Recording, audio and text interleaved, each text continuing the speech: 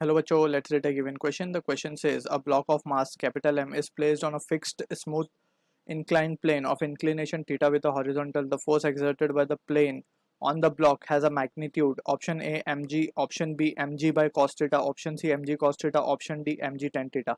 So इस question का जो key concept we need to understand is the concept of free body diagram. Free body diagram abbreviated as FBD.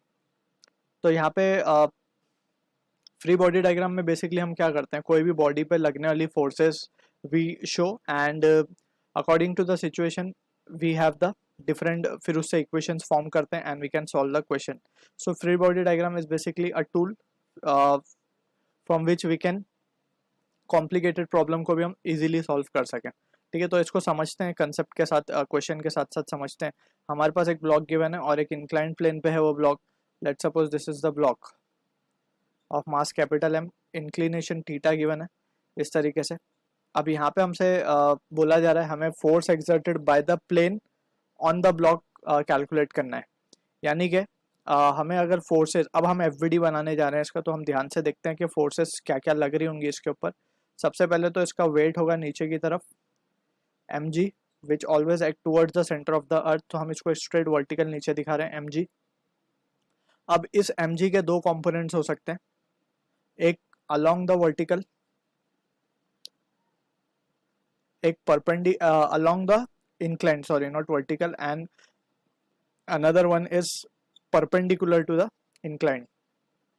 अब from the diagram we can have the some geometry को अगर हम ध्यान से देखें, सो ये जो एंगल होगा, ठीक है, अगर हम देखें तो this angle will be 90 minus theta. So this angle will be, ये 90 माइनस थीटा होगा हमारा. So this angle will be theta और ये थीटा हुआ, so this will be m g cos theta. इसके कंपोनेंट रिजॉल्व कर रहे हैं हम जस्ट वेट के. इसको हम यहाँ लिख देते हैं थोड़ा छोटा सा, ये 90 minus angle because this is 90 degree और ये theta, so this will be 90 minus theta, so consecutively we can say that will be angle will be theta. so ये हो गया mg cos theta और ये हो जाएगा इसका कंपोनेंट mg sin theta. ठीक है, अब अगर हम ध्यान से देखें तो ये तो एक फोर्स लग गई इसकी वेट की वजह से या फिर ग्रेविटेशन की वजह से. अब सेकेंडली एक फोर्स और होगी जो इसके ऊपर लगेगी, वो होगी नॉर्मल रिएक्शन, जो कि सरफेस से ब्लॉक पे लगेगा परपेंडिकुलर. ये नॉर्मल रिएक्शन कभी भी जो दो सरफेस कांटेक्ट में होते हैं वो आपस में जो फोर्सेस लगाते हैं, ठीक है, तो यहाँ पे जो सरफेस लगा रहा है उसे हम कहेंगे नॉर्मल रिएक्शन.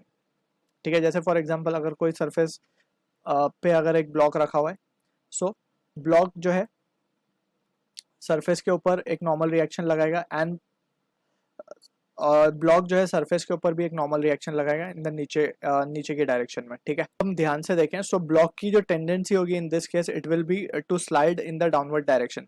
सो इसमें परपेंडिकुलर टू द इंक्लाइंड कोई पॉसिबिलिटी नहीं है ब्लॉक की मूव होने की. So in that situation we can say since block does not और cannot move, does not move along direction perpendicular to inclined, so we can write कि जो भी फोर्सेस होंगी वो बैलेंस हो रही होंगी, यानी कि n जो है वो बैलेंस कर रहा होगा mg cos थीटा को. इसके कंपोनेंट बैलेंस हो रहे होंगे जब भी कोई फोर्स नहीं, अगर इन दोनों में से कोई एक्सिट कर जाता तो उसी डायरेक्शन में जैसे नॉर्मल रिएक्शन एक्सिट करता तो block will be having a tendency to move in the upward direction perpendicular to the inclined, but यहाँ पे ऐसा नहीं है. सो एन हमें मिल गया जो कि हमें क्वेश्चन में पूछा गया था. This is the force exerted by the plane on the block. ठीक है ना. So from the option C will be the answer for this question. I hope you understood the solution. All the best.